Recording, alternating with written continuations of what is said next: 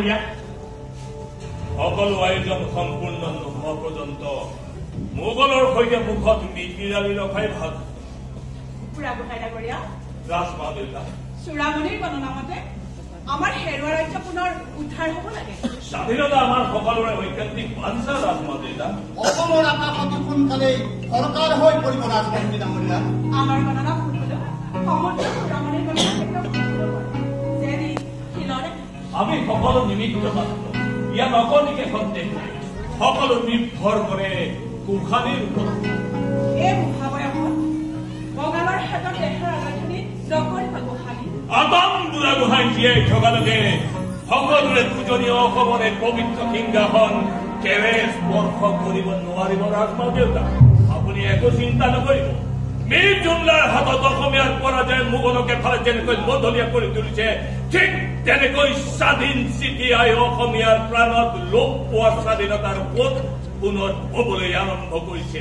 অসমীয়াৰ প্ৰাণলৈ চেতনা আহিছে শুই থকা বন্ধতাই যেতিয়া কেশৰ তুলি গৰজি উঠিব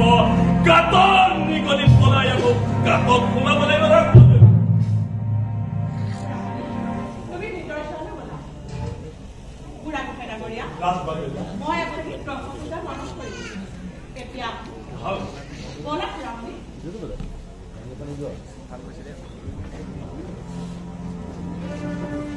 ৰাজমন্ত্ৰী ডাঙৰীয়া মোগলক তুমি বন্দী কৰি অনা হৈছে তুমি আৰু এটা কাম কৰিব লাগিব জয়ানন্দ আদেশ কৰক ৰাজমন্ত্ৰী ডাঙৰীয়া বৰ কঠিন কাম জয়ানন্দ দেশৰ বাবে কোনো কামেই কঠিন নহয় ৰাজমন্ত্ৰী ডাঙৰীয়া ৰাজআজ্ঞা পালন কৰিবই লাগে তেনে শুনা তুমি গুৱাহাটীলৈ গৈ পাটচাৰ ফৌজদাৰ ফিৰোজ খাৰ সৈতে মিতিৰালি কৰি তাত থকা মোগলৰ দুৰ্গবিলাকৰ আদেশ দেশ আৰু সকলো গোপনীয় তথ্য আমাক জনাই থাকিব লাগিব কি হল তুমি ভয় খাইছা ভয় খোৱা নাহে ৰাজমন্ত্ৰী ডাঙৰীয়া ভাবিছো মোৰ বাবৰ গুৰুতৰ কথা মোৰ আগেয়ে কোৱা আছে যে বৰ টান পাম কিন্তু তুমি বুদ্ধিও তোমাৰ উপস্থিত বুদ্ধিৰ বলেৰে তুমি বহু দূৰ আগুৱাই যাব পাৰিবা তোমাক মই এই দুৰ্ভাৰ দিবলৈ বাধ্য হৈছো তুমি পাৰিবা আপোনাৰ দৰে চতুৰ মন্ত্ৰীৰ মন্ত্ৰণা পালে নিশ্চয় পাৰিম ৰাজমন্ত্ৰী ডাঙৰীয়া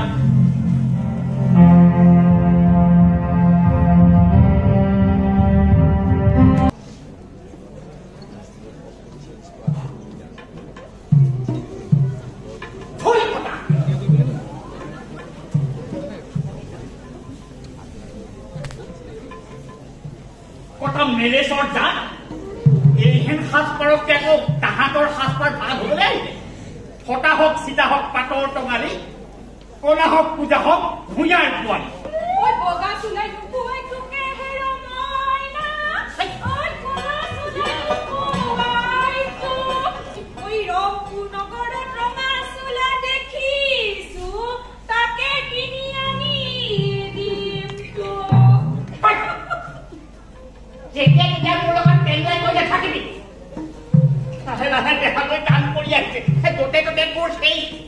বিহু বালিকা পালি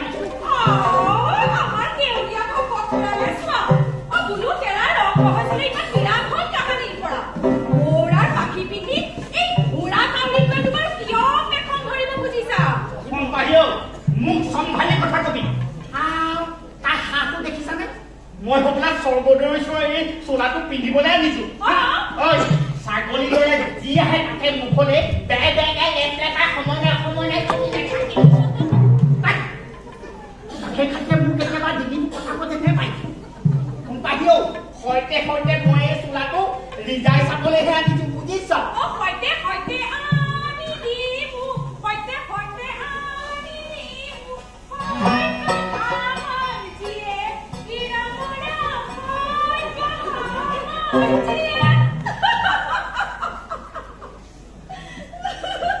খুচুৰি কৈছ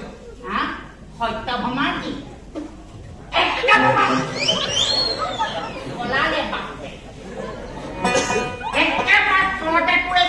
ভোটা নামটো আৰু কোনোৱে ভোটা যদি শুনি পোৱা নাই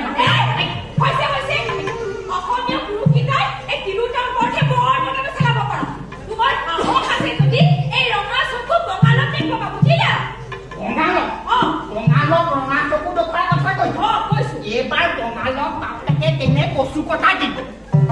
পাটচাৰ নেকি সি হেনো আকৌ সৰ্বদেৰ ওচৰলৈ এটা চোলা দি পঠিয়াই বছৰৰ দেহা দি দুখ আমাৰ কপাহীয়েই নাই নে পাতেই নাই এৰিয়েই নাই নে মুগাই নাই সেই হিংসা বেজান কৰি সপোন কৰি সাধু কথা ৰচিব তহঁতৰ সেই কুণ্ড চিন্তা কেইজনীয়ে পাৰে কটা সৰ্বদেৱ হৈছে তহঁতৰ মহা মেলেজৰ সাজ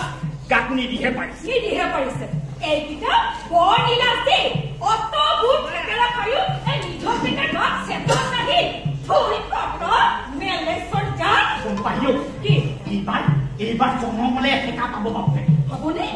সৰ্বদেৱৰ ভাগৱতী যিখনে দেখিছো সিহঁতৰ লগত এখন কয়াময় ৰণ লাগিবই লাগিব নিশ্চয় নাই কোনপাহি ভালেই হ'ব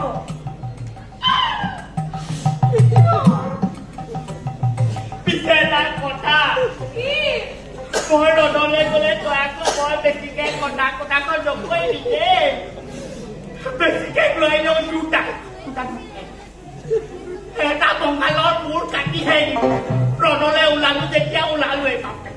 যোৱাহে তোমালোক নেতা বুলি কোনে বৰ শপতখন দি গৈছে যোৱাৰ পাছত তয়ে উৰাওকে কান্দিবলৈ নধৰি দিছে হৈছে বৰ একেবাৰে বিলডাল চলাইছে এটা হিলৈ শব্দত চাল বিৰাট তল সোমাবগে তই ইমান হিচকা দিলি দিলো ইমান হিচকা দিলো অমুকি শব্দ নাচ ঠিক আছে তেতিয়াহ'লে মই নথকা এই পেটুৱা বহাটো আহি যদি তোৰ গাত কেনেবাকে হাত দিয়ে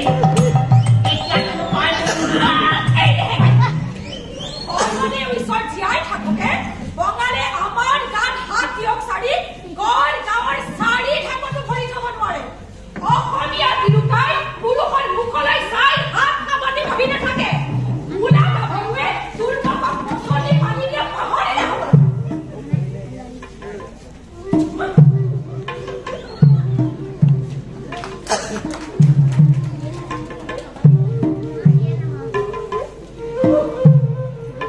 ৰণলৈ গৈ বঙালৰ মূৰ এটা আনি দিব পাৰিলেহে বেছি কেঁচাই খাটি পাম যেন কথাটো মিছা নহয় অসমীয়া তিৰোতাই ৰণলৈ ভয় কৰিব আৰু কাহানি বা ভয় কৰিছে পাছে এতিয়া ৰণলৈ যোৱা হয় কি কাৰণত তাকেহে খাবৰ কৰিব পৰা নাই পিছে কোন পাহিও ৰণলৈ গলেও কিন্তু মই অকলে নগৈছো লগতে তোকো সাঙুৰি লৈহে যাম